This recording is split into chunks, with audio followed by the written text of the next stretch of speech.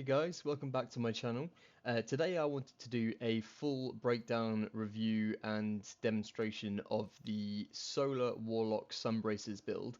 I've been absolutely loving this build. It might not be the best for survivability, it's pretty great for damage, but it's just generally such a fun build. Like, I've been grinding Destiny for so many years now, and this is one of my all-time favorites. I was maining a hunter, I've been playing as a titan. I've recently started this warlock build, and this is honestly just so much fun. It puts the fun back into Destiny for me. Basically, the overall, well, the thing that this build centers around is the Sunbracers exotic, which essentially, if you proc it right, enables you to unload an absolute barrage of solar grenades. It's absolutely awesome. It looks cool. It feels great. It's really satisfying. And it's just a generally all-round fantastic build. So to start off with, just go into our light subclass. Completely down to you what super you want to use in this. I just find Well of Radiance is such a great all-rounder super ability. It can help you out in dangerous situations. If you're low on health, you can pop the well down. It recharges quickly. It helps your teammates. It's really good with boss DPS phases. The Daybreak is great for PvP, but mainly I only do PvE. The cooldown is quicker on Well of Radiance, and it's just a great super. Onto the class ability, you can kind of choose between any of these down to your personal preference. I like to go for either the Healing Rift or the Phoenix Dive, just because I tend to die a lot. I'm not a very good player. If you are a good player, good at dodging out of certain situations, then go for Empowering Rift. It's basically just a mini Well of Radiance. It can help you do some extra damage. But the Phoenix Dive is particularly fantastic because it pairs very, very well with the Heat Rises solar aspect. When you have Heat Rises procced, which is activated by consuming your grenade. So when you have a grenade available to you, hold down your grenade throw button. It consumes the grenade, but it gives you the Heat Rises buff. While you have the Heat Rises buff, the Phoenix Dive here is just exponentially made better. I don't know if it says anything about it on here, but yeah, so basically if you have it active, you gain restoration when you dive to the ground. It's really quick to activate, and you do a little scorch burst against enemies when you land as well. It just makes Phoenix Dive better, basically. Movement, completely up to you. I like Strafe Glide because, again, with the Heat Rises, this allows you to float through the air. Basically, you can activate, shoot with your weapons, throw grenades, do whatever you can when you're on the ground, but you can do it in the air with this aspect as well. And the Strafe Glide just allows me to have better control in the air, basically. Now, when it comes to the melee attack, a lot of people say that the Incinerator Snap is the best choice to go for here. But the main thing of this build, in order to proc the ability to constantly barrage enemies with your grenade, you need to get a powered melee kill.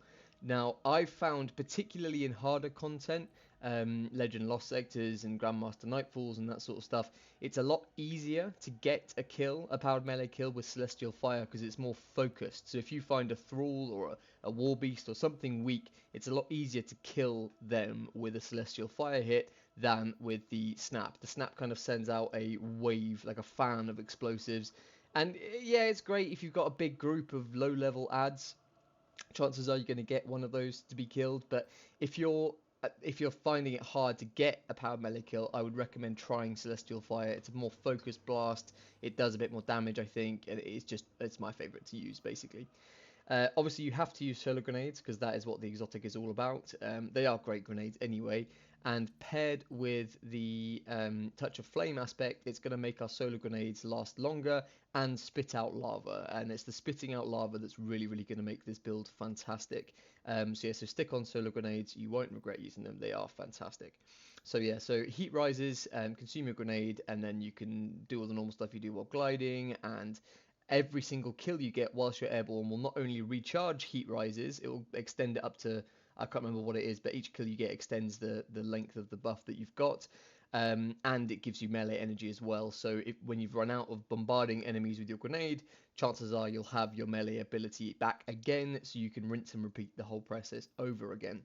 The touch of flame aspect just buffs all your grenades, so yeah, the solar grenades just last longer and do more damage, basically.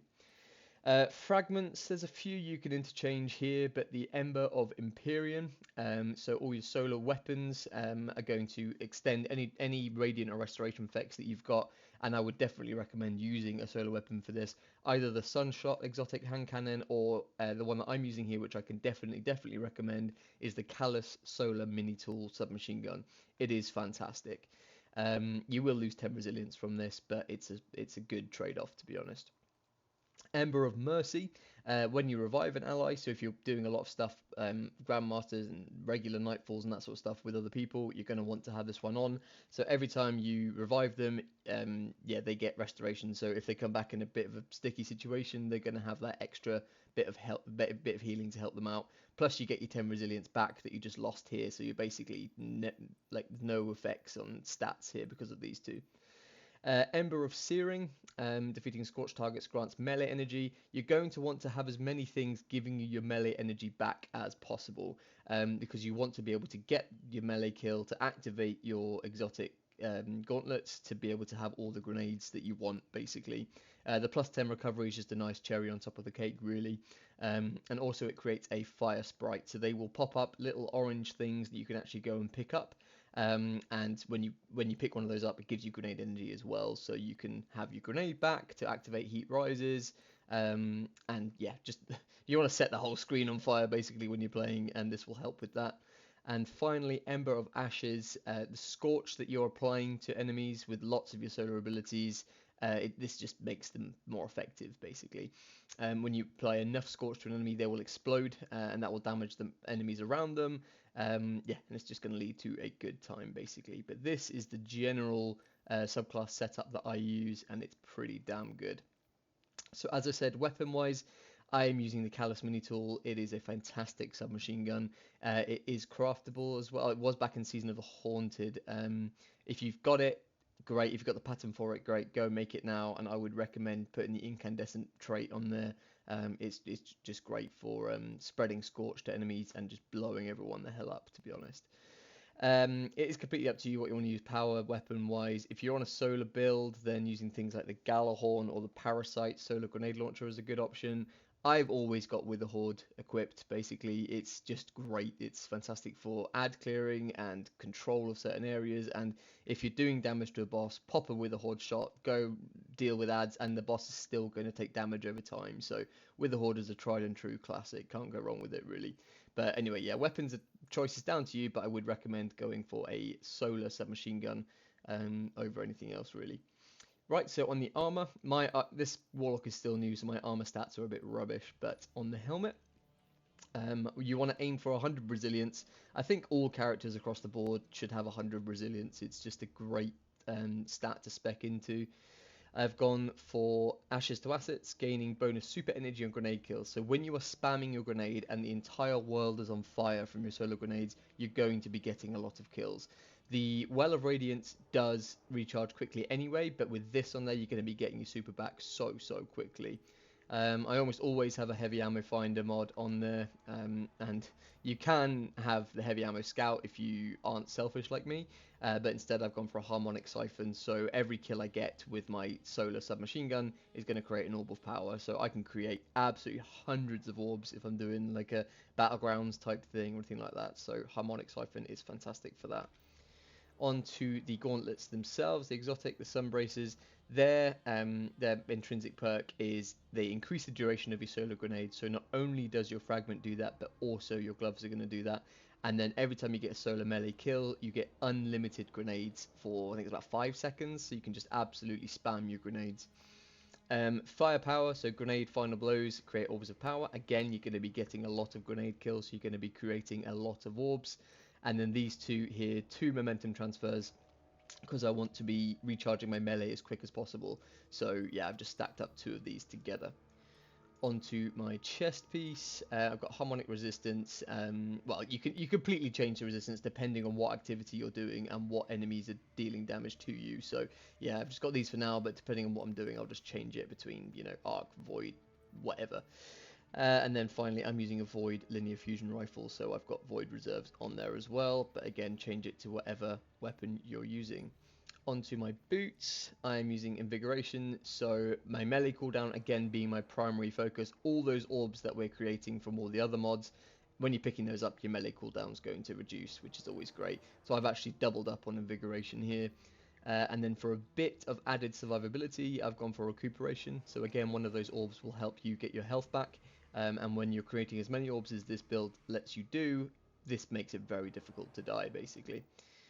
And then onto my class item. So what have I got here? This is Artifice Armor I got from doing a dungeon. So you get a nice little juicy stat boost perk slot here.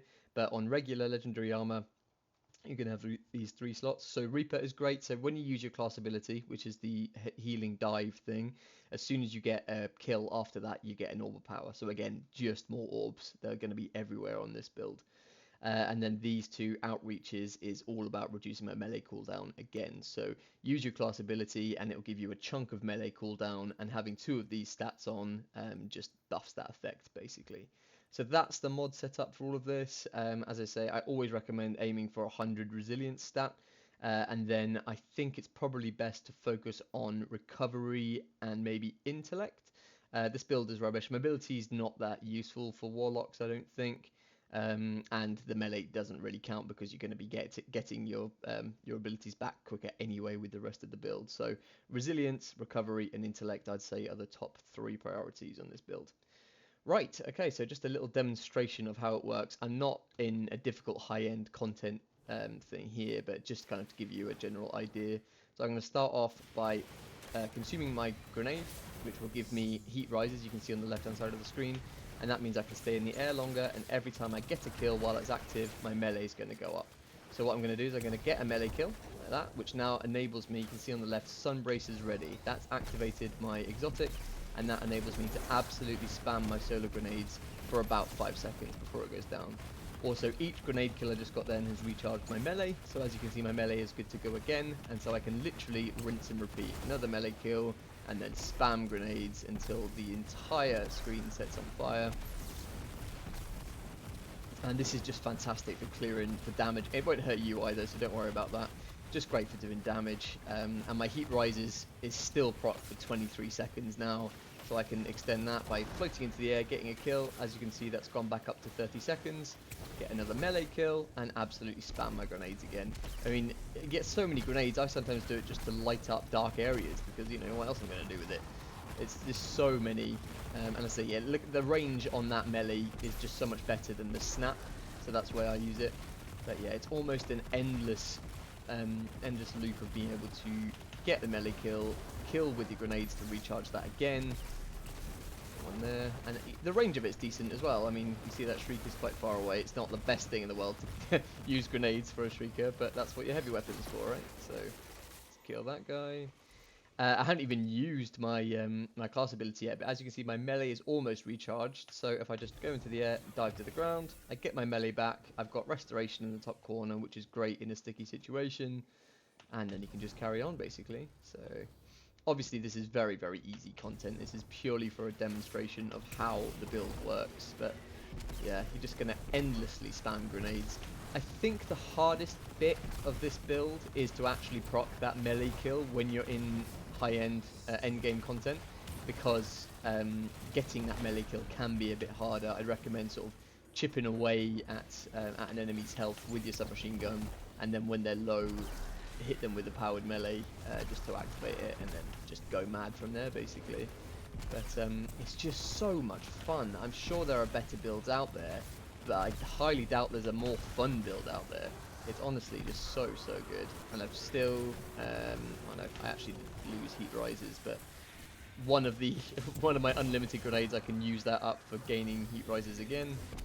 And here we go, just chucking more and more grenades down. You don't even have to be accurate with it. But there's one more thing I want to show you with these grenades. One of the things that makes the solar grenades so good, if you have a boss that is underneath a relatively low ceiling, let me grab some grenades and I'll, the ceiling's quite high. Let me try it on the wall here. If I spam the grenades on this wall here, what they're going to do is just absolutely rain down lava. And if the boss is standing underneath that, it's just going to take so much damage. It's absolutely insane. You'll see for yourself when you do a boss damage phase. of how effective it actually is. But it's just so good. And then if I find another enemy to proc it with, I forgot it again. What you actually get is you've got about 5 seconds to actually choose where you want to throw your grenades before you have to start throwing them. Because as you see, when I get my melee kill, it's going to say on the left, Sunbracer's ready, which is a small countdown, and you've got that whole time to think about and position yourself where you want to be before you need to start spamming your grenade. And once you've started spamming, that resets the timer, and you can just go nuts, basically. But as you can see, there's just never a moment where I don't have unlimited grenades, pretty much. And then when I've not even used my super yet, but it is there to help me out if I need health or if I want to do extra damage. I can just pop Well of Radiance, and in fact I'll do that now and show you how quickly I can get it back. Of course there's no enemies to show up when I actually want them to. Heat Rises is still active, just always seems to be active. And then you've got your solar. I have hardly used my submachine gun at all, but you've got that solar ability to help recharge everything anyway. Got no one else to kill. Just going to chuck grenades for fun now. And loads of orbs of power to pick up as well, which give you health regeneration, super regeneration, all the good stuff that comes alongside orbs of power. Right, let's do the boss now. Need a couple more ads to activate my grenades. There we go, perfect. Got some more ads, and then absolutely spam the boss with grenades. Do a little healing thing. There we go, boss just got melted. Again, I know this is not difficult content, and it isn't going to do, it's not going to be as easy if you're doing end game stuff like Master, Lost Sectors or anything like that. But it is a great build. I ran a Grandmaster yesterday using this build. I did a Master Dungeon with this build, and I am so far away from being even a semi-decent player. I am terrible at this game. I always run in with zero tactics. I'm just in and play Destiny for the fun of playing Destiny, to be honest with you. And this build just goes alongside that perfectly. Just absolutely set fire and cause chaos to everything. What is not to love about that? That was one of those fire sprites that spawned these things here, so you can pick them up as well. And, can't actually learn how to jump though, so I can do all this, but I can't actually move. But yeah, that is pretty much it. That is a demonstration of this build. There's not much to say about it really. Experiment with both the Snap and a Celestial Fire. See which one you prefer. It is down to personal preference really. I just prefer Celestial Fire. It's accurate. The range on it is better. I mean, let's see how far it will go. Yeah, it kind of just carries on really. So if you're sort of cowering behind cover because it's hard content and there's a low health ad all the way over there, just ping Celestial Fire at them, which will grant you unlimited grenades, pop out from cover, set fire to everything, and then go back into cover. That's pretty much it. Thank you so much for watching the video. If this helps you out at all, or if you want to try this build, and if you do try it and you enjoy it, please do leave a comment below to let me know. Hit that like button, will be greatly appreciated, and feel free to subscribe if you want to see a few more Destiny 2 videos. Thank you so much. Have a great day, and I will see you on the next one.